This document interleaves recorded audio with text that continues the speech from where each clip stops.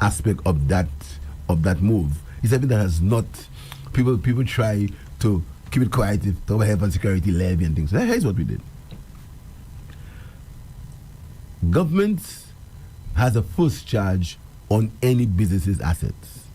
The first charge. So if you close your business, you have to pay your taxes first. Any bank, you're going to borrow money. Andre pay that probably. I don't know if you had to borrow money. It tells you must get them a tax statement, right or wrong? You must get them a tax statement. Right. That's tax standard, yeah. Standard. We said, when you go into government, we sat to the people and said, listen to me, tell me the situation of tax. He said to me, Prime Minister, Minister of Finance, we have out there, I think, nearly $500 million worth of taxes. $500 million. Yeah? And there, about 300 million is fines and penalties. Right? So we sat down, and some of my colleagues said to me, they say, Philip, what you doing? We said, if you owe taxes before 2000, take it. Go ahead, take it away. Clean your balance sheet. Now, there's a statute of limitation for 7 years. But once a taxman has fingered you in the 7 years, you owe the tax, Right? Now, so we said, listen, take 2000, take it away. And any tax you owe me, no, you owe me VAT. Now, people not paying VAT is a very, very dangerous thing because you collect VAT on behalf of the government. Anyhow, so we said, okay, VAT, property tax, income tax, all taxes you have, we will waive all what you owe us. So right away, you reduce the liability on your balance sheet. Now there are people out there who know a lot about accounting, so they may understand what I'm saying. They will understand what I'm saying. Yeah. Even some of them choose not to understand. So what we'll do is that we are going to waive. So right away, you remove all the taxes.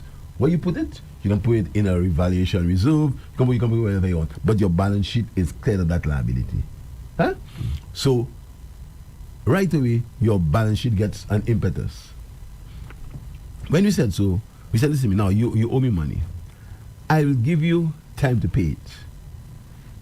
I must tell you, the promotion of that was not to my liking because it was such a novel idea. People thought I was mad because I'm a Prime Minister, Minister of Finance don't waive $500 million. Yes.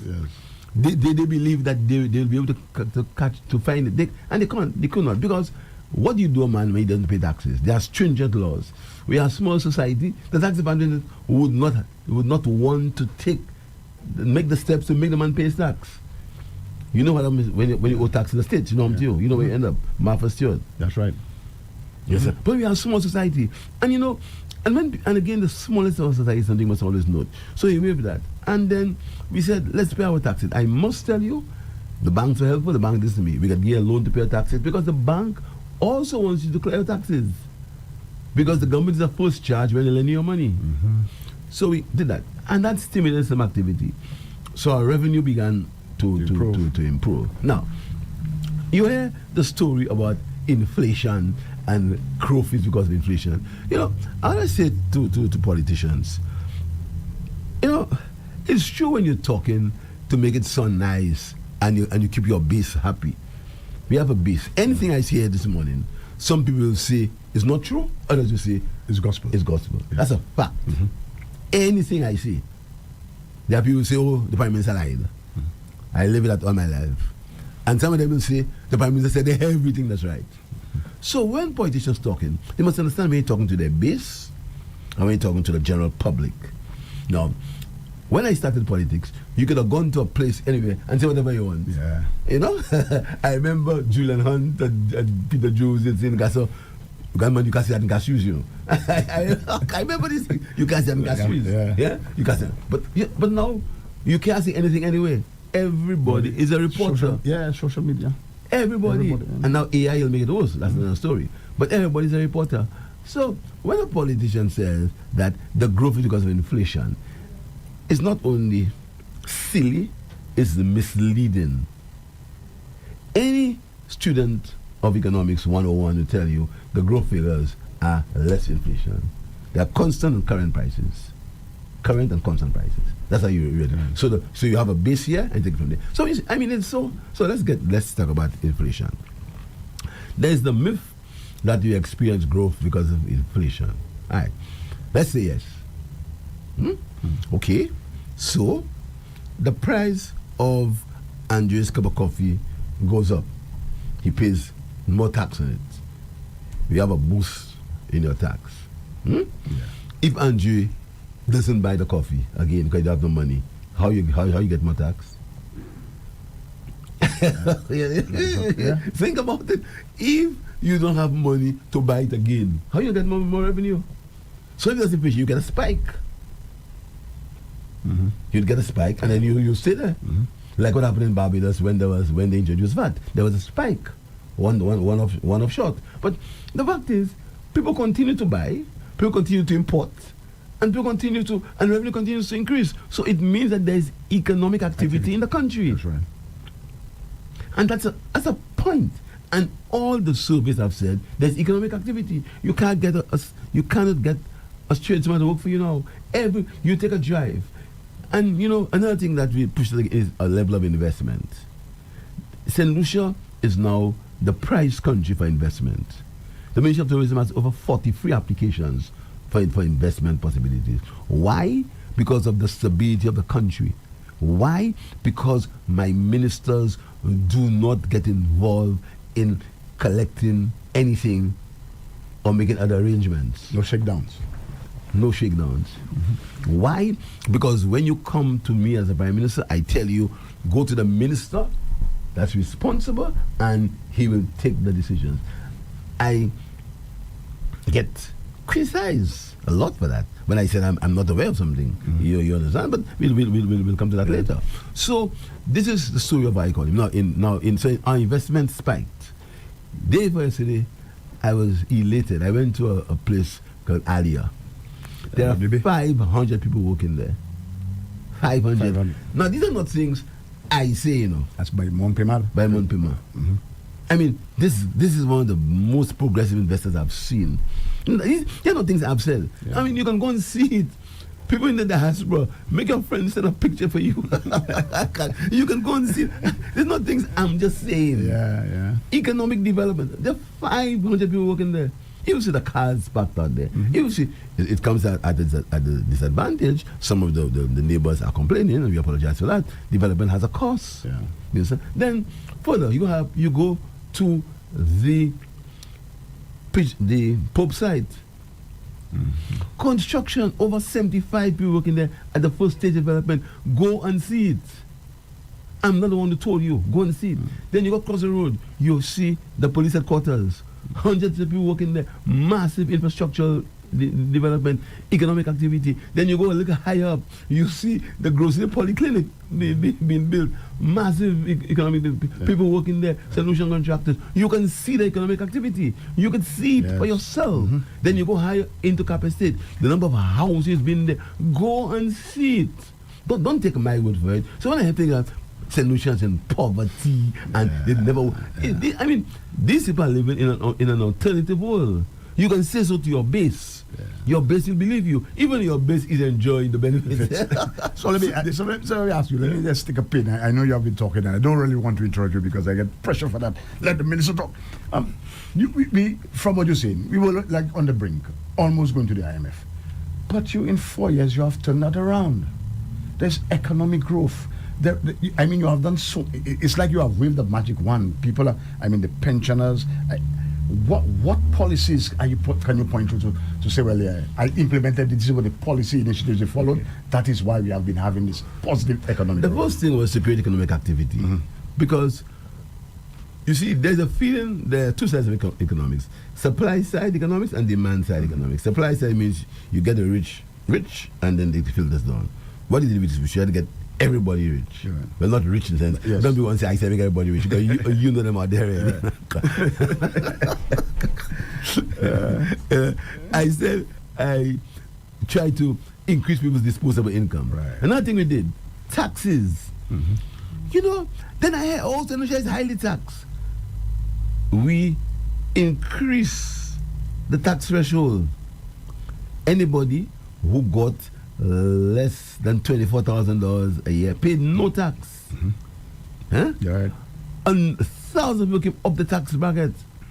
And I must tell them they was going to change their tax code. Then what did we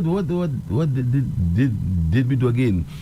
We said that, listen to me, there are things that expenses mothers have to do that they have to pay for their salaries. We removed facility fees. So we gave every mother a few more dollars in her hand. Disposable income. Disposable, because she didn't have to pay facilities fees again. We said we would pay GC subjects for 2. Give the mother money in their hand. Right now, we're paying for 4. Give the mother even more money in their hand. So a mother now with 3 or 4 children can say, listen to me, I don't have to pay facility fees. I don't have to pay CXC. I have that money. Yes. What did we do? We said, listen to me, we're going to remove the VAT on building materials. Again, so you have a house, you're going to buy 2 sheets of plywood, 12.5% less. So we stimulated economic activity by making sure that the drivers of the economy are well oiled. Manufacturing, tourism, and agriculture. Did you mention the minimum wage? I didn't even mention the minimum wage. I mean, you heard about the first story was the minimum wage was it will close business. Yes. Now the next story is it should be more. But I want to tell you, see, Andre, and that is why this country, and a lot of commentators have forgotten that, the stability in this country. You know why the country is so stable? I am a prime minister of consensus. I am a prime minister who speaks to people. I don't think I know anything. I will never tell civil servants, mind your business. It's not in your right to tell the government what to do. I'll never say that. I speak to people. And that's the difference between me and other people. I go and I say, let us talk. Let's talk. Let's come to a consensus. Right. I'm not there for conflict. I'm not there to create problems. Right. Because my job is to improve people's lives, not to make me seem as if I'm a hero. Right. I'm a regular human being with strengths and weaknesses. So what the question is, we speak to each other. So when they were making the big fuss about the American Dental Association said so, I never attacked the American Dental Association, never. I never said they give bad injections. I never said I will not go. You will not believe how I trust the healthcare system in St. Lucia. I won't even tell you. At some point you'll know.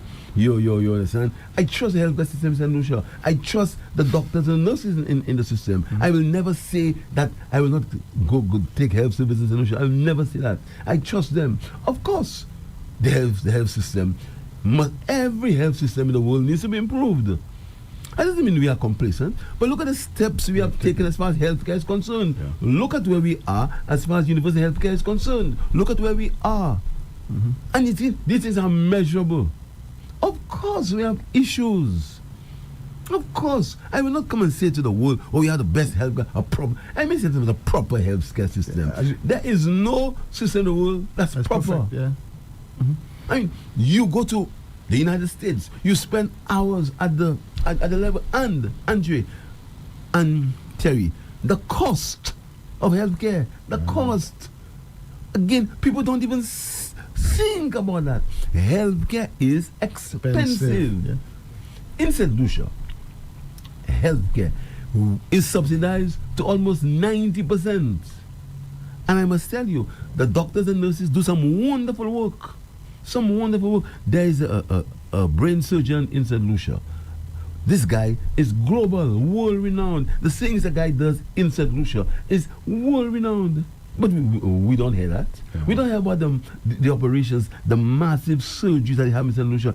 In the St. Lucian system, with St. Lucian doctors and St. Lucian nurses and West Indian consultants. Right. So when we finish the fifth finger, okay, that's another one. And St. Jude is completed, our health, the delivery of healthcare will be much improved. The physical delivery. That's right.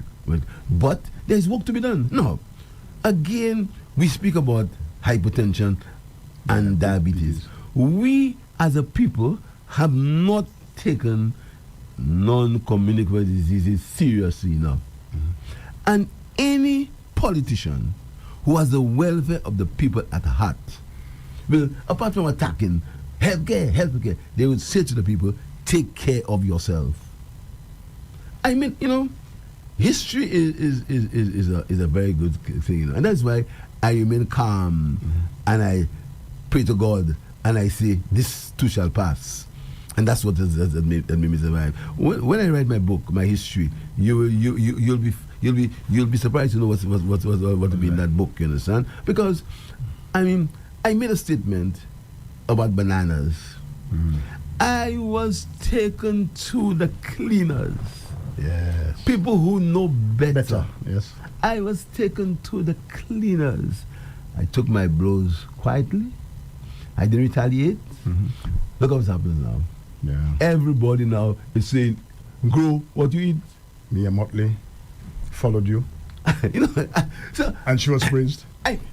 While you were as vilified. castigated Yes. locally, you understand? Yes, yeah. Because it's Philip J. who said it. But again, castigated by that base and that group of people who anything I do is wrong. Right. But I live with that. I understand that.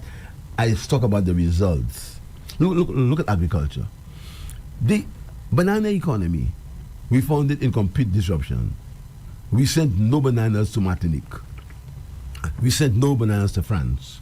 We spoke about the regional banana market. The regional banana market was doing very well. Until when there was a boxing issue, the government subsidized it. Then came in the black Sigatoka. We had some issues there, but the banana industry has begun to survive. Black Sigatoka, the government again subsidized the banana farmers who lost their revenue. Right. Revenue support. The government has given farmers water tanks, implements, Oil, seed, yes, all kinds of things, stimulating the economy. I met a farmer. He said to me, Mr. Prime Minister, I've never voted for the Senatorial Party. This year, we're voting for you. I'm voting for you. And people say that all the time. I said him, why? He said, because of what you all did for farmers. And that is why there's got to be more nastiness and in the opposing forces. Because there is no, they're not getting the traction. The traction they wanted. The base is there. Yeah. The base, there's your base. Your base will always applaud you. But the people who matter, the young people who go to the youth economy, the young people who have got from the youth economy $5,000 and now they're going to be getting loans to increase the governments from the region. I come and see what you're doing as far as the youth economy is concerned. When I started, remember I was castigated. Yes. I was told that, they have youth things in development bank. How are you doing? You understand? Yeah. But that was our vision. And that's what you call vision in a country. Some people ask, is it sustainable? But it's just, you had that criticism. You cannot sustain that. So why can't you sustain it? It is going to different heights. It's all right. You understand? Because it's young people, they're going to evolve, they're going to get bigger, more people will come, then they're going to go into exports. You understand? We live in a global economy. You understand? So these things, so in terms of the economy, I'm very happy where it's at. Of course, there are downside risks. Then if you look at the last budget, you saw we made a lot of provision for these downside risks. We joined CAF, an organization that had given loans at concessionary level. We had the sovereign wealth fund. Right. And when I heard that was criticized, I actually was sad. I was actually sad. Yeah. I actually was sad to hear the sovereign wealth fund being Denmark, criticized. if you look at what the Denmark sovereign wealth fund, you know the amount of plaudits we have got from overseas for that. Yeah. They said that's a mark of a small country taking a step to become sustainable. Right. So it doesn't mean. So we said we're going to climate change is real. We are going to have problems in funding. Let's at least show the world we're putting something aside for climate change. So in conclusion, the economy is expanding because we primed the drivers. We made the investment climate easier and simpler. Right. No man comes to the Prime Minister's office for incentives, He goes to the Ministry of Tourism, he goes to the Ministry of the Investment, and things come to Cabinet. The Prime Minister does not get involved. Nobody says, go to this, do this and do that. This Prime Minister does not do that. Right. So we've primed the investment pump. Tourism has done very well. We've got increased ELIF. Again, you had the myths about ELIF. It's not true. I heard they say the airports were empty when you could not get a seat in St. Lucia. Somebody sent me yesterday that the coming to St. Lucia for Christmas is $2,700. If you want to buy a ticket now, it's $2,700 for Christmas. to come to St. Lucia. St. Lucia is getting all the plot. I just told you about the demand. I just told you about St. Lucia's free-ish economy in terms of corruption. We've gone down. Best honeymoon destination, best place to visit, best hotels. So the plots are there. Yeah. Best CIP. The coins are there. Yeah. So there are downside risks. There's hurricane. There's inflation, climate change. People say there's climate change, and people talk about COVID. There's a Ukraine war. There are these kind of things which we have. And now the trade war started. And just before we end, remember how I was criticized for saying nothing about the trade war? Yeah. Remember? Yes. They said if it was somebody else, they wanted you to jump the gun. Yeah. St. Lucia is a small economy.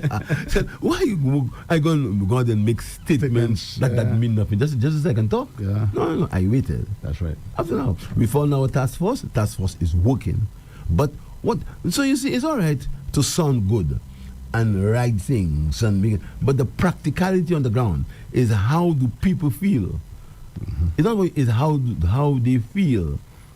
And how they feel is manifested all the time in the surveys that happen and the work of progress. Okay, just let me piggyback. Let's let me go back on the healthcare, because the last caller very animated stuff. The fifth finger is coming on. St. Jude is coming on. You made a healthy financial injection into OKU. I think $11 million, but just recently you were in Martinique to help clear some of the debt that we had incurred. How impactful? How important was that move for us? That was a very, very, very impactful and necessary move, because a lot of people get care in Martinique, right, and then we had a humongous bill. Right. The Martinique, for example, thank them for the patience. Thank them very much. We're very thankful. We may say, c'est Martinique, pour ça yo fait, pour basi noter de yo pour tellement temps, et que yo tenez patience, actuellement nous j'ai payé yo. But it's not only Martinique, There are local people. There's a local business that's owned nearly $1 million. The local people who own, but we are paying. We paid one, and we paid it. So healthcare is anywhere in the world you criticize the healthcare system is expected. Right. It's expected. But I said earlier, we have to see what we can do to preventative, our diet, right, exercise, our stress levels, our social interaction, the way we have a country where we are training people to be bitter. Yeah. We're training people to be angry. To get vexed. We're training people to be annoyed. Yeah. We're not saying about the health care. How, Mr. Prime Minister, how are we doing that? How are we training people to be angry? But I mean, Andrew, you live in St. Lucia. Every Thursday, people are trained to be angry. You hate on yourself. I mean, you must get up angry. I mean, you hate for yourself. Get vexed. We train people to be angry. Yeah, we make people angry. Yeah. There is no. We've stopped we've stopped the debate. When I was in politics before, there was debate, there was policy. Now it's anger. It's a hatred. So you're saying this is coming from the politicians? The politicians, yes. Okay. Yes. There is anger. There is hatred. But I'll tell you something. Again, quote me. You've never heard me in this political time or season ever get personal with anybody. Check it out. Yeah. Check it when you want. Just check it. We'll fact check you. They can fact check you. Check it. You understand? But so I want to make the point that this is not good for our well-being. That's right. When you make people angry at things, high blood pressure, that's right, stress. When you create a situation, you try to make a situation that's worse than it really is. When you attack everything because you want to attack it, and you have this base agitated, and you have people, and people who know better agitated, that's not good for the health. Right. That's why I say to my people, I love you. I want to have a campaign of love, of caring, of understanding, of saying, listen to me, we are getting better. Of course, there are issues, but we are getting better. Your policy initiatives show that. We're going to come to that in a while. But one of your portfolios is very heavy, security. I am aware that the custody suites will be on, the halls of justice, the police station, etc. in that area, what are the moves, the initiative you're taking to reduce on the incidence of crime? First of all, keep our fingers crossed. Right. Very crossed. And I don't want to misquoted. Keep our fingers very crossed. There's been over a 40% decrease in homicides this year. Yeah. Now, not good. Don't say the Prime Minister both said about it. Not good. But fact. Fact. Yeah. There's been about a 40% decrease in homicides this year as compared to last year. Okay. Fact. Some people will predict there'll be 100 murders. Yes. You understand? People were boasting about it. By the end of the year, there'll be 100 murders, as if the 100 murders only affects Philip J. Pierre. You understand? Secondly, we trained 80 policemen. That's been the first time they've been training in St. Lucia for a long time. I can't remember what year. And by the way, we also don't forget the ambulance services, the fire service. Next week, we are putting out a cohort of 50-something firemen. Right. Increasing, and some of them is replacement. I go if I say yes, replacement, right? But about the additional. So it's replacement. Well, last night he was on TV praising some of the handing over. So we're doing that. Yeah. We're increasing the numbers, with the resources for the police. But most importantly, and you heard them castigate me saying that I am not a policeman. And I repeat it. My father was, not me. I cannot give the police operational directives. Yeah. My job is to give them the resources and ask them and give them my policy guidelines and give them benchmarks. That's what I must do. And I do it.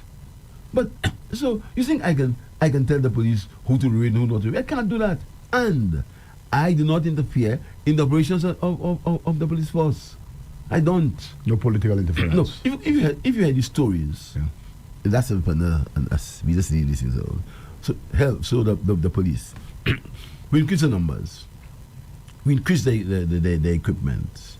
We increase their capabilities. They have drones. They have jet skis, etc. We increase their physical conditions. Now, again, fact. The Labour Party, when in government, is a party that has built the most police stations. Fact.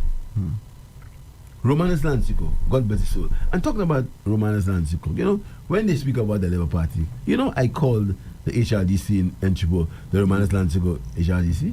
Yeah, I know. Although he didn't build it, I built it, but it was his dream. That's how that's the kind of magnanimity that we have in the government. We call the Romanus Lancico. You think they'll ever anyhow? So so let's get to the police stations. The police station, the Barbono Police Station Fire Service, that was opened by the other government that started by us. Every police station we built, and we are continuing. The Viewfort Police Station, although I understood that the Viewfort Police Station was in that state from 2019. And you don't know the money that we spent for mold and things. 2019, and you talk about the welfare of the police.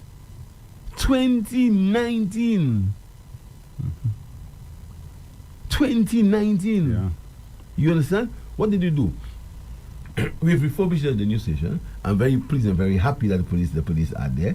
Then we get them completely new equipment, from computers to beds. Then custody suites. Fact. St. Lucia had no holding cell. Fact. All the holding cell was destroyed. Yeah, demolished. Demolished. Fact. Yes. So, when people got arrested, there was nowhere to put them. Because the police stations only have limited holding cell capacity. Right. Fact. So we had to build a custody suites. Now, you'll hear all kind of stories about the custody suites because that's just to deflect. That's deflection. Yeah. That is coming away from the fact. But next Friday, 23rd of May, is a significant day, 23rd of May. And I will tell you how significant that is when I speak at the custody suites. Significantly. That's why the day was chosen. It's a significant day. 23rd. 23rd of May. Significantly. We will open the custody suites, and so we're going to have 8 holding cells. So that when somebody is arrested, before they are processed, they have somewhere to go. So where are they being held right now, Mr. Prime Minister? Some of them had to be released. There's no place for them. Any honest policeman will tell you that. There's no place for them. That's a fact. They used to bring the guys as far as Ansari. Grocery was packed. One day, I went to the Grocery police station and I apologized to the police. The conditions the guys lived in there. And then the way they had to keep those people that they arrested. These guys, when they arrested, the people who, I think they were in the station itself. Fact. You understand? So what happens now is that when the police arrested you, like for a petty, well, what they call a petty crime, they could hold you for something and drop you after. They just drop them right away. They had nowhere to put them. Because the custody suites was destroyed. That's a fact. Without rhyme or reason. You understand? So You know the opposition, they're saying that they were told when they had discussions with the police commission at the time that the police had facilities to house them. I was not there. I do not. That is what the opposition is saying. But why? So why is there police? Why is there no police for them? You see, there's always hindsight. You can always say what you said. You're going to say discussion you had, but you weren't there. There's no. How does that make sense to you? Think about it. Does it make sense to you that you'll have enough holding space in sub police stations to arrest to put enough people? Where cashews is the main. They're saying that's what they were told. But they'll say, you see, I'll tell you something. Let me tell you something, Andrew. The measure of a man, when you can say you made a mistake, that's the measure of a man. The measure of a man is when you can say to me, I was wrong, I made a mistake. And you made my famous I apologize. I said true. So that's the measure of a man. You must admit, I'm wrong, I made a mistake. I'm sorry. These are the things, that's where you measure man. Not if arrogance or if deflection or if lies or blaming things that or saying things that never happened. That's how you measure man. And I say something. When I make a mistake, I willingly say I made a mistake. You understand? So back to the security situation. But you see, Terry and Andrea, the crime situation in St. Lucia is measured by homicides. Yeah. Now, we have to ask ourselves the question: why is there so many homicides? It's a very complicated situation. So no politician should believe he can get political mileage or begin to criticize somebody. You have to come up with solutions. You have to come up with compromise. You have to come up with conflict resolution. But this situation is worldwide. Yeah. Almost worldwide. After COVID, there seems to be a spike in the crime. Even in London, stabbings, etc. in London. You understand? So we are trying our best. We going to open up the police headquarters. Northern Division headquarters is one of the most modern headquarters in CARICOM. In CARICOM. If not one of them in the world. Yes. I can say that without any fear or favor. Now, then you have the custody suites. Again, very modern facility. We move the guys over to the Viewfort. We moved the Ansari police station. That was in a state of disrepair. We moved them to somewhere else. We're going to have to build a new police station in Ansari. We are trying our best. The conditions are not perfect. Anytime you say these things, somebody comes and says, look at that. We never said it was perfect. Yeah. We never said everything was good. We never said everything was never always good. Everything will never always be good. So when you make a statement, say, look at this and that. The fact is, it's continuous improvement. Yeah. Now, Mr. Minister, this we could be right ranging, we could be here all day, but I want to look at the mini Bible you have there. Let's go to the budget debate. I must say the highlight for me in the budget debate was when Dr. Anthony was able to link that, what you call it, the umbilical link from all the Labour parties when they're in power, and how they focus on people and putting people first. And here I have in my hand there your, what I call the pièce de résistance.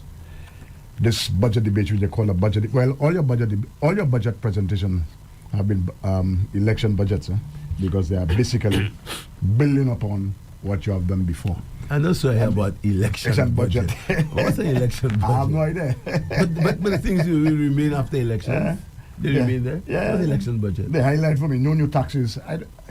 All of a sudden, I'm hearing the leader of the opposition talking about the taxes, foreign taxes. But by the way, Terry, a fact. Yes. St. Lucia is one of the lowest tax jurisdictions. Yes, and I have done my research. And check it out. Yes, check it out. Research. We are not as highly taxed as some people make it out to be. But I have your budget highlights. There are two things that strike me, Mr. Minister. Your love for children and the pensioners. Where does that come from? Because pensioners, we are living in a very ageist society, where people discard you when you reach a certain age. You discarded, you're an old person. Go away. And again, a hallmark of our government, some things we forget. We were the ones who began elderly care. Again, people forget. Fact. We were the ones who began elderly care. I remember the famous statement that 70% of the people that support the St. Lucia Labour Party. We were the ones who began. Fact. And we are the ones now who are going to be expanding the elderly care. Fact. So, the pensioners are people, because again, it's a lived reality. My parents are pensioners. It's a lived reality. My father was a pensioner from the police, and my mother was a pensioner from a teacher. A lived reality. I lived it. And I saw how they had to live on their pensions. I saw my father's frugality. I saw the way he sent me to school, the way he sent his children. I saw frugality. And these people, they are not being treated the way they ought to be treated after they've made their contribution to the state. So that sips people. Do you know we made a contribution to the Pensioners Association? Yes, I heard that. Yes. We give them an administrative amount so they can run their office. Like we give them that. Now we had to talk about increasing pensions. Now, any pensioner who came into the pension status after 2022 got everything, increase, back pay and everything. But those before, it was very difficult. How do you give them a back pay? From what year? So we gave each of them a lump sum payment. Now, Andrew and Terry, he who feels it most knows it. There were people in St. Lucia, government pensioners, who got less than $600 per month. We said no. No government pensioner must get less than $750 a month. Not a lot, but a fact. NIC pensioner. And again, it was made after discussions. We said no NIC pensioner must get less than $500 a month. That's it. But when you talk about pension increases, when a man gets $800 a month, if you give him a 2% increase, that's $16. He doesn't even know he got an increase. So we said, listen to me, we're going to give you a lump sum where you can have a lump sum money so you can do something with it. And that's how we treated pensioners who went pension before 2002. Then we also said there are no taxes on pension income. So if you'd passed the threshold of the $6,000 tax free for your pension, now you pay no taxes, period. So your pension income, there's no taxes. We also said that if you are carrying your elderly parent, we increase the allowances for you. You understand? Because there are many people who have to treat their parents. Their parents have dementia. Again, lived reality. My mother-in-law had dementia. Lived reality. You understand? So we had to be saying, listen to me, it was $250 before. Now it's $5,000. So because it's still not enough. One of my closest friends and has a grandmother who has dementia. Now, when you hear how much she has to pay to keep the grandmother, give her home care, it's a lot of money. Yes. A lot of money. So he said we brought it up to $5,000. So again, practical things based on lived realities. Yeah. Now, in addition to your youth economy, you are paying 4 CXC for the students. I anticipated 5 in your budget. I was anticipating 5 subjects. And then you have the 4 TVET schools. What's the thinking behind that? The reason why we did not pay, we paid 4. We want to make a contribution to your own education, yes. at least for now. Yes. But you've forgotten a serious thing, early childhood education. That's right. Mm-hmm. That's extremely important. It is said that the child's most formative years are 0 to between the 5. womb Yes. and the womb. 0 too, to 5, yeah. 0 to the womb. 0 to how the 5. mother deals with the, and you'll know why I know about Yes. babies these days. You're a grandfather. Congrats.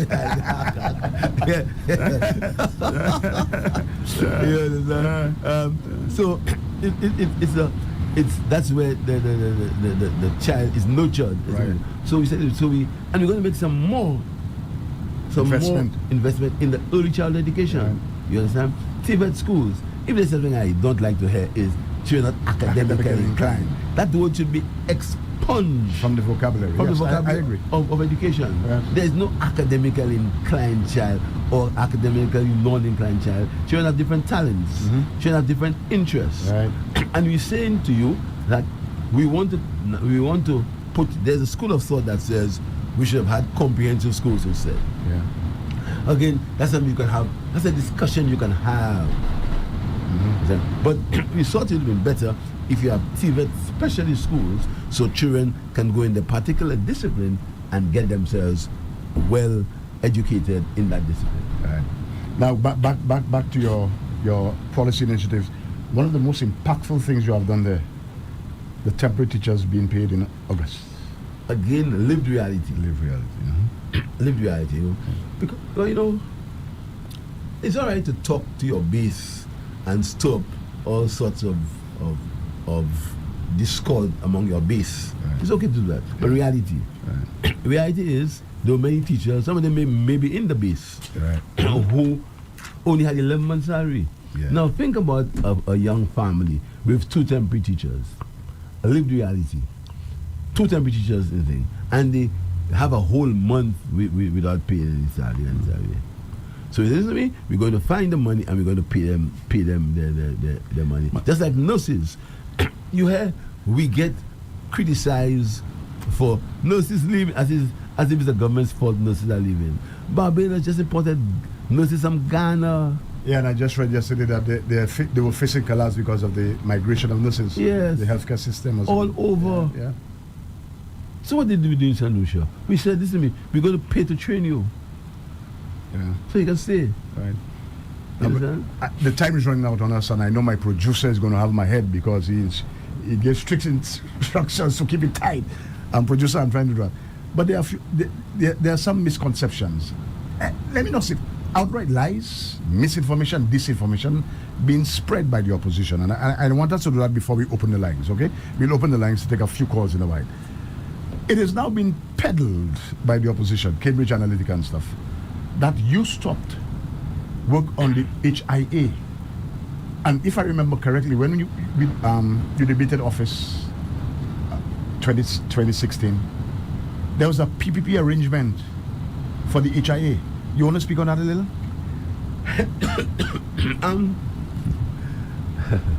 I stopped work on it. Yes, that's what they're peddling now. That the former administration is going to give us a state-of-the-art airport, and you stop work on it. You stop work on the thing.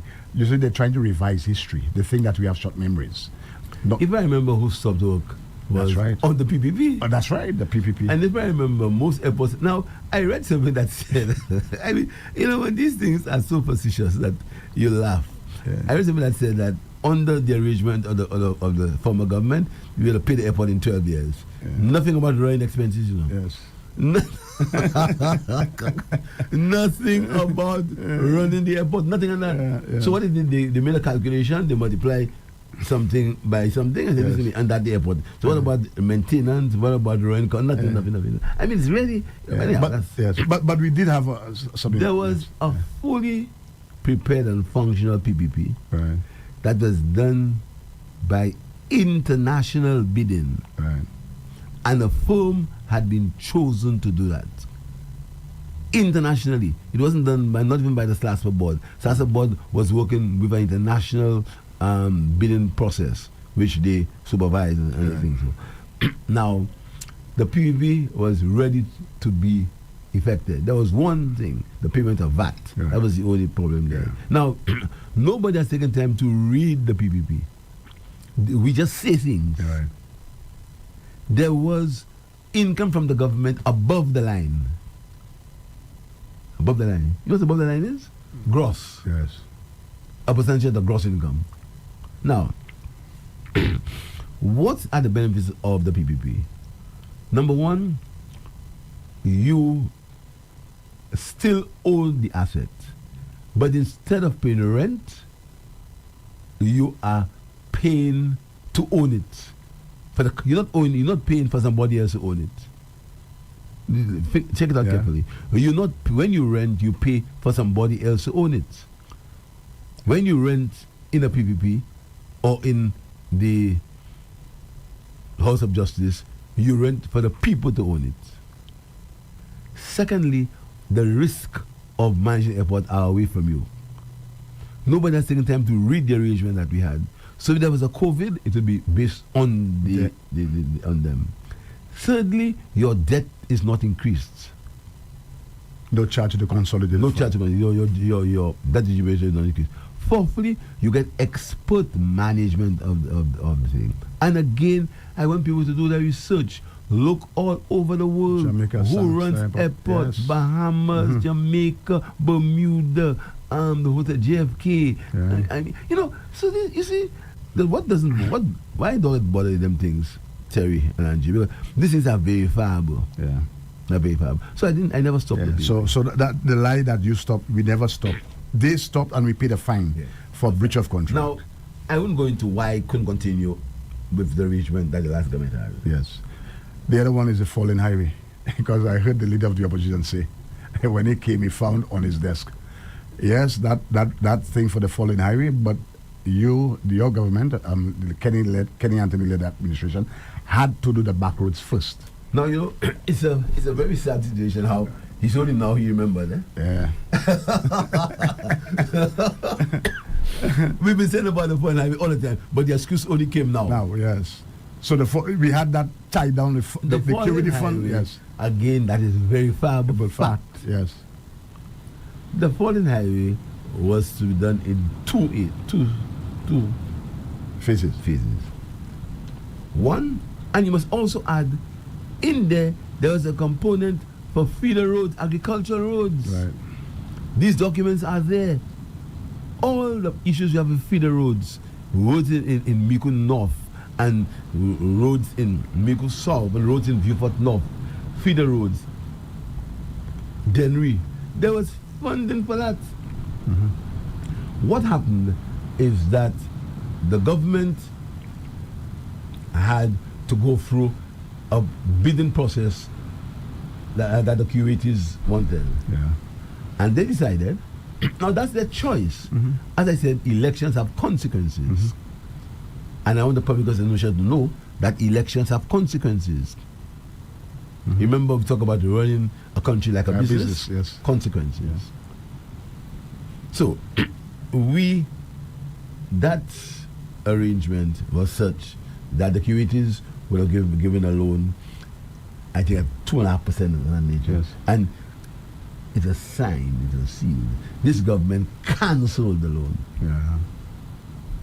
Their choice. Yes. Don't make excuses. Right. So you never stopped the fallen highway. They stopped it, and now they're saying, trying to revise the street. Andrew, we're going to open the lines in louder. They're saying that you did that. There was something else I wanted to bring up, because did you find on your desk a report which commissioned the box at St. Jude? I know there's a report which says the original St. Jude was fit for purpose, But what informed the construction of this frolic of the box? Yeah, what decision? This said June also ready in 6 months. I mean, then you heard that they said that they will have a hospital at the bottom and a top.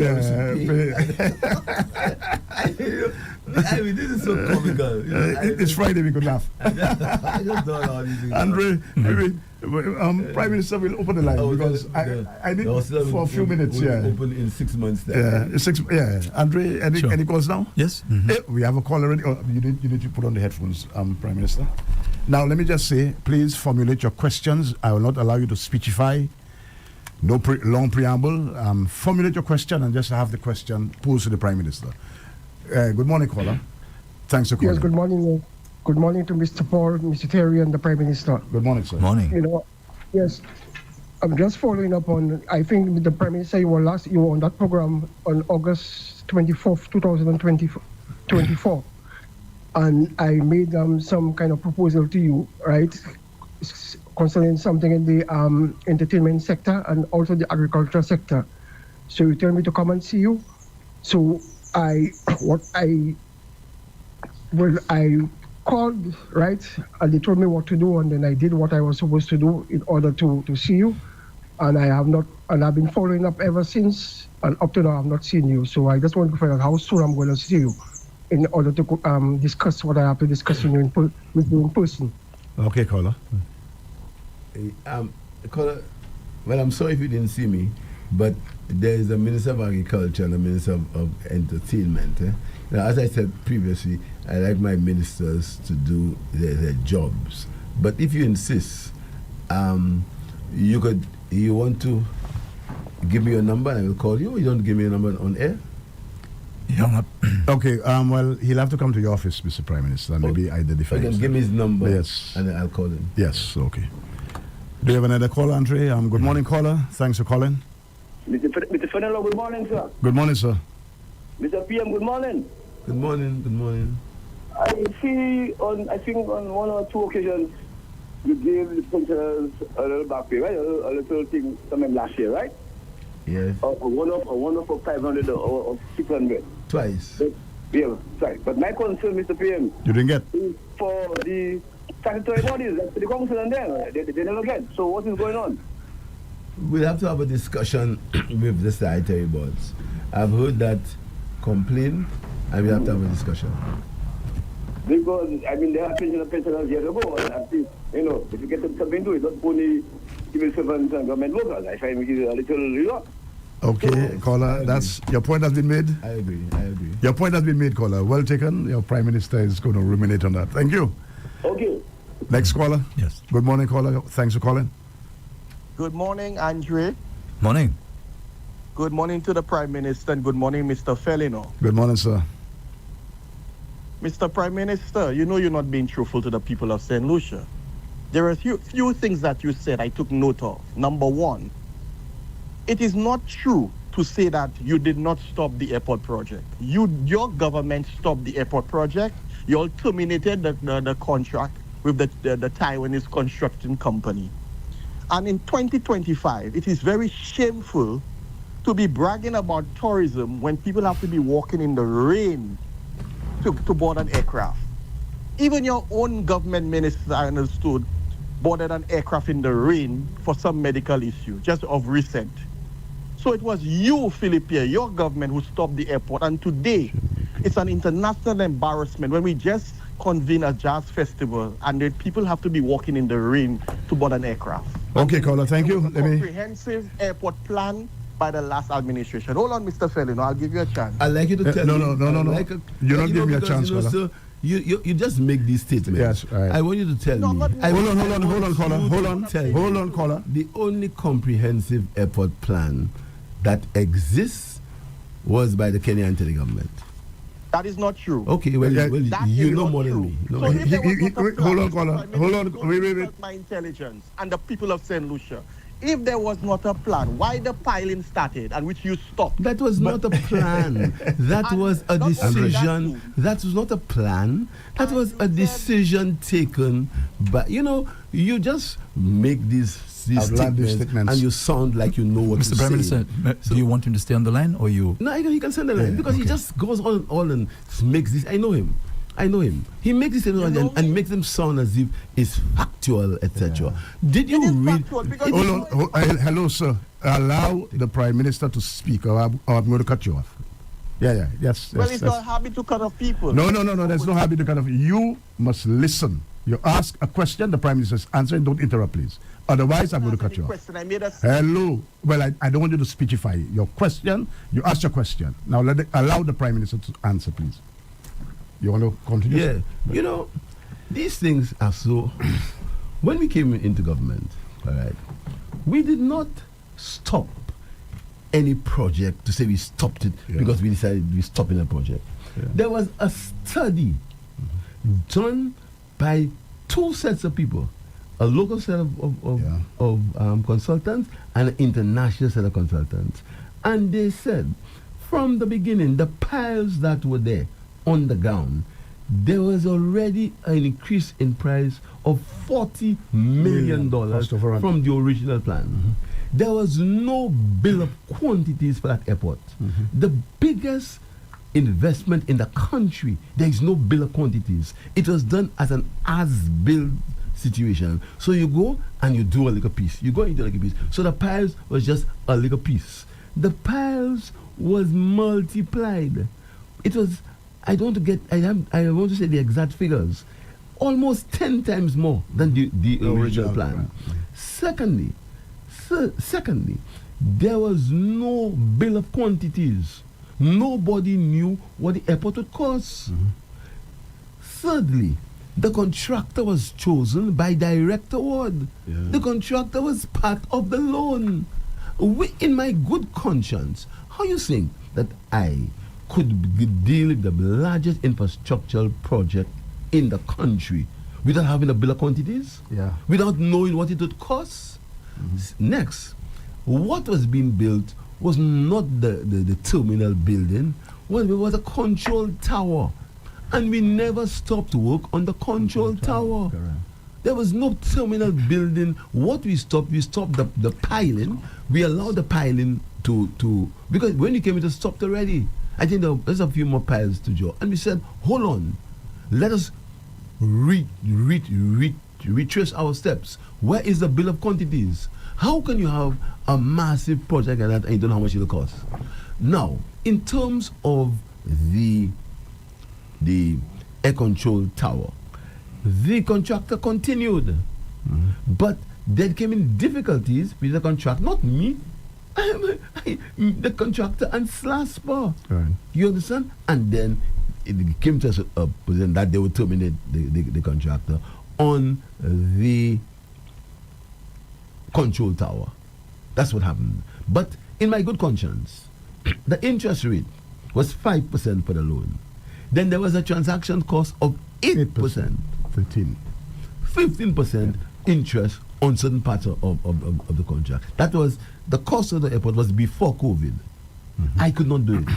My conscience not allow me to build the largest infrastructural project in the country without a bill of quantities. So what did we do? There was a process. There was a process. He says, I this, I that. I said, I got up on my, I just did it. I did not. There were studies done by people who know about airports, and the studies are available. And when we have that debate on the airport, these studies will come to play. And they will tell you what the experts said about what was happening here. I could not do it. Right. I could not. Thank you. And if I take the blame for it, so be it. I could not, in my good conscience, But allow the largest project in the country to go without a competitive tender. yeah, they're talking about this thing about rain. It's only Jamaica, Antigua, and Trinidad that has this kind of ramp, that you go to the. Nowhere else. No, Only they want to make a big deal about some people But got in rain the to the new airport, there are going to be. Yeah, things. yes. I don't know the But terminology for it. That is in progress. We didn't stop. That's the last thing that comes to the Grenada. Again, fact. Grenada just put it on the airport about 2 years ago But it's not after they functional. built the airport. But it's not yet functional because it doesn't have the approval by the aviation. I mean, authorities. these guys just talk and nonsense. talk and Yeah, talk nonsense. and talk. That was not. We didn't stop that. That's the last thing that goes to the airport. That's right. The terminal building goes first, then it's called a rampway. That's right. Without Right, yeah. So to be say that goes, that's not true. Yeah. No. I have another caller. Yes, we It's do. Andrew Paul. Good morning, caller. Thanks for calling. Hello. Hello. Good morning. Good morning, Andre. Good morning. How are you? I'm well. Wonderful. I am so happy that I've gotten through this morning. And I am so happy that I've been probably the last caller too. But let me tell you this, Mr. Pierre. Good morning to you. Good morning, good morning, good morning. Terry, as if you had another point. I was so elated that I got to call. I said that boy because he called the last time Mr. Hiller was there. Yeah, And no, he no, let him tell his questions. Let me tell you, they prepare him for a purpose. But he's so misinformed. And he's not even aware that he is so misinformed. You cannot come and talk to a guru about tourism products and tourism projects. You can't talk to Mr. Pierre like you think you just drop your questions on Mr. Pierre, on Mr. Hiller and run. No, my G, Mr. Pierre will handle you. But let me say the very important thing I called to say. Mr. Pierre, you did well. You've been doing well. We love you. And PJP 2.0 is loading and they cannot stop us. Bye-bye. Thank you, caller. Let's have another caller. Thank you, caller. Bye. Yeah. All right, we have another caller. Good morning, caller. Thanks for calling. We You lost lost that okay, call? but we have another call. Wow. Good morning, caller. Thanks for calling. Hi, good morning. Good morning. I'd like to say, I listened to a caller this morning said about the hospitals and the health centers have no medication, nothing. My uncle was given 7 sets of medication and he got all. You go to the Leclerc Wellness Center, I hear the people coming there getting all their pressure. For you to be saying something like that when you know it's not true, I don't know if It's deliberate. That's these are people who are put up to do this kind of mischief. I don't know if I got it's all of my medication for my mom, so I know they and did then mischief. another person just called me to tell me she got all her pressure medication. Yes. I don't know if it's from guidebook she's saying from. No, they are prepped for that, but that's okay. The truth will always come to light. People must not do those things, man. That's not right. We know. Thank you, caller. Thank you. We're wrapping up. We're wrapping up. My producer wanted to go 15 minutes. We can take another call. Andrew, one more call. We'll take one more call for the Prime Minister. Good morning, caller. Thanks for calling. Good morning, Mr. Velino. How are you doing? I'm good, my man. Good morning, Mr. Prime Minister. Hi. Andre, good morning. Morning to you, sir. Mr. Prime Minister, listening to the information being divulged here, can you at least educate us a little bit on how much is the interest rate on that loan being taken for the hospital, which is St. Jude's, and also because now we realize that you guys have moved the site for the halls of justice, and with work being started there already, and you all had to abandon that site to move over. I understood that the loan, the land was purchased for about 14.5, but if you can enlighten us a little bit as to the decisions being taken on those site, the reason why you moved to the opposite site and you had to purchase that land, because we would love to know the interest rate on that loan. And also, if you don't mind telling us, because I hear you talk about a lot of things and there's so much that we cannot even have time to discuss, but it would be nice that to give us at least these few on the interest rate on the loan, how much it would cost us extra to move the halls of justice, which is very important to us. And we would love to know what these would cost us. Okay, thank you, caller. Wonderful very questions. Very wonderful questions, caller. The interest rate of the loan, the Saudi loan, is a very concessional rate. I think it's 2.5%, the Saudi loan. And then what's important in the Saudi loan is there is a climate clause in that if a hurricane happens, the loan payments get suspended until we have recovered. That's extremely important. So that's, I think it's a 2.5%. It's very concessionary interest on the Saudi loan with a moratorium of 5 years, which is very much different to having a loan to be repaid in 1 year at 1% interest per day. Over. So that's a difference in that. Saudi loan. But what the government had to take on the cost of the 4 buildings, and then the loan will kick in for the remainder of the buildings. And talking about the hospital, do you know that in the box, the box could not function on its own? The other hospital buildings had to be integrated into the box. So the idea that will finish in 6 months is not only laughable, it is senseless. So that's, I hope I have answered you for the hospital. The House of Justice, we've tried to discuss that several times before. The House of Justice is a decade-old story. Now, it's very easy to say you lie. So that's a word you can say very, very easily. You lie. You had it all the time. But fact, we didn't get up one morning and said we believe in the House of Justice. It was a long, drawn-out discussion, etc. The House of Justice was originally proposed by the former government to go in the police headquarters building. This is why the custody suites and headquarters were demolished. Now, the judiciary will never get involved in that discussion. That's not their nature because of separation of powers. They will never get involved in that discussion. But the people who are saying that know very well, and I know that they know, even though they may not admit it, that the judiciary did not want the police station to be near the House of Justice. Mm-hmm. The excuse you heard was there will be an underground prison. I don't know if you heard that. I don't remember. There would be a tunnel and you'd build prisoners on the ground. I mean, even though Kashi is below sea level, right?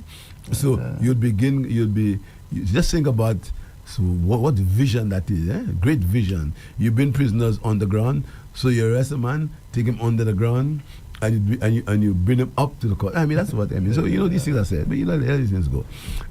So we had to build the custody suites. So the police headquarters will be built where the original police headquarters was. That's where we are going to build it. Then, back to the House of Justice. The Catholic Church, and I make no apologies for that, or I haven't got any defense, the Catholic Church objected to the House of Justice being built next to the church.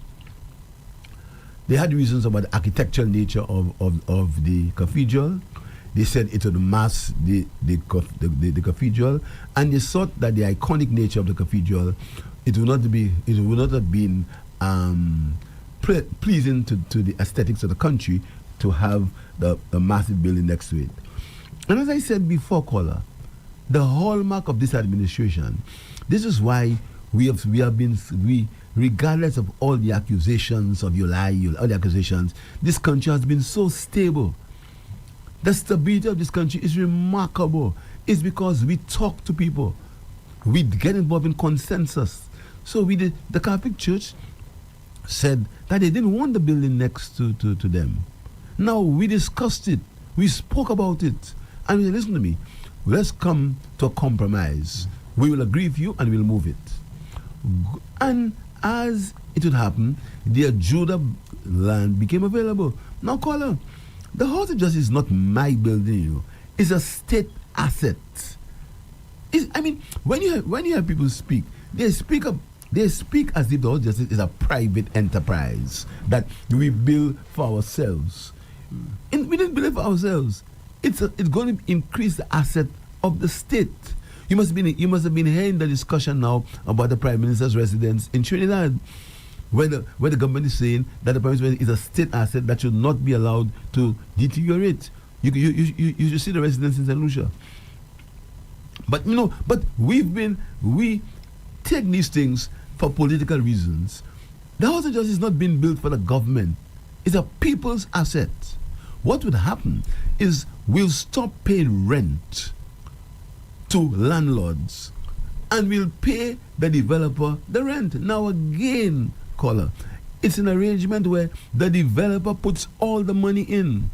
So it doesn't affect your cash flow. It doesn't affect your money you have to do for your country. The developer takes a risk. So that land became available and we bought it with the government for $14.5 million. We didn't buy it for ourselves. It's a state asset.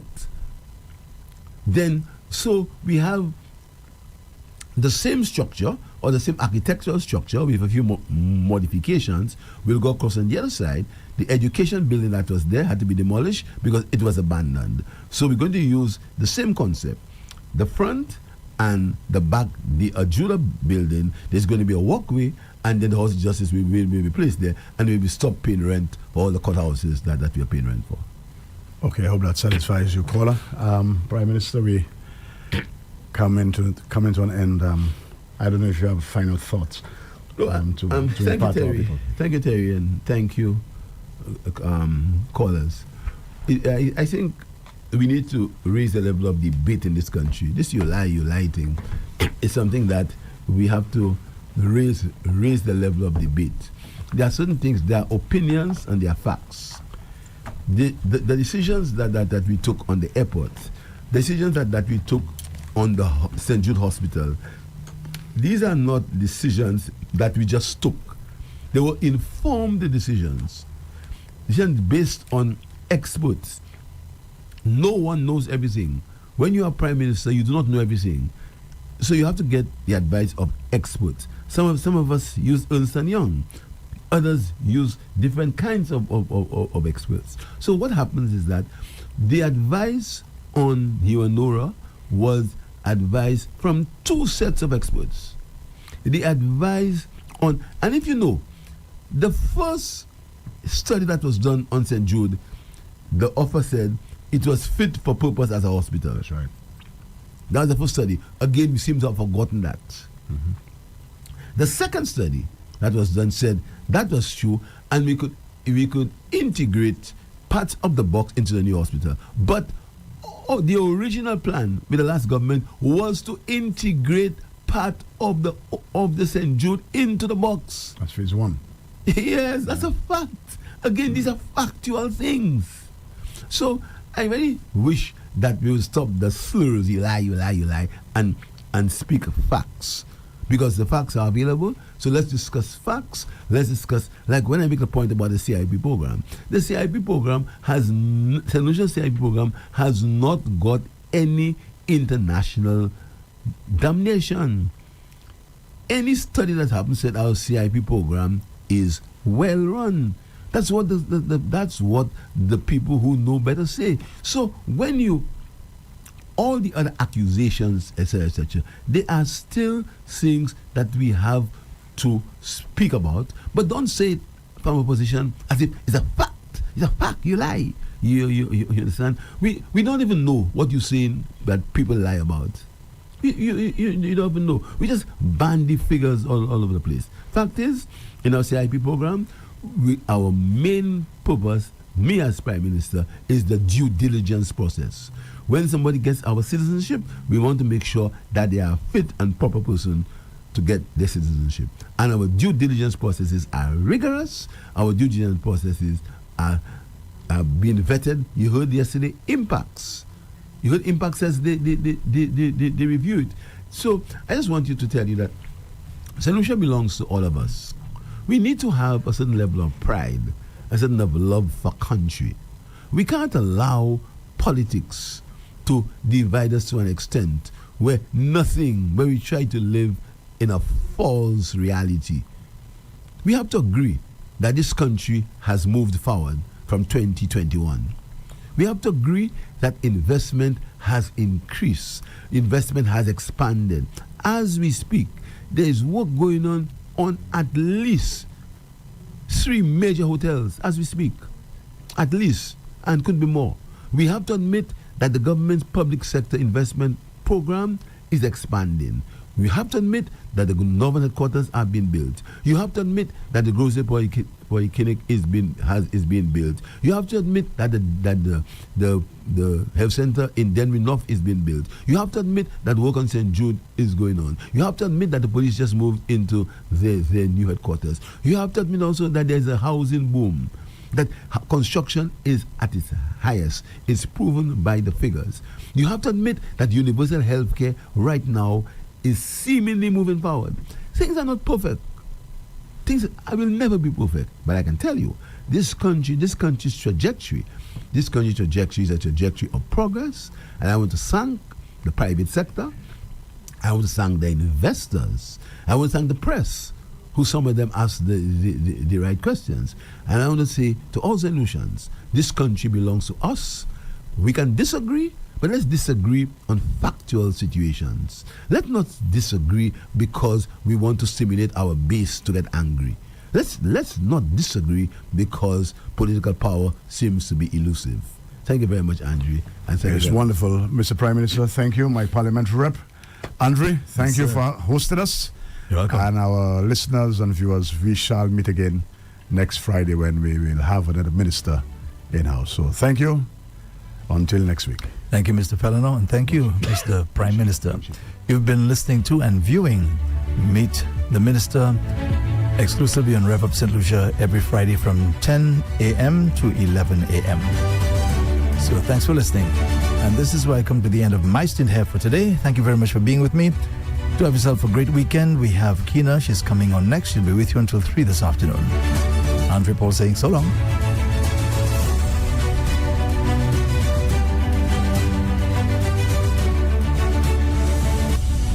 Welcome to Meet the Minister, your inside look at government in action.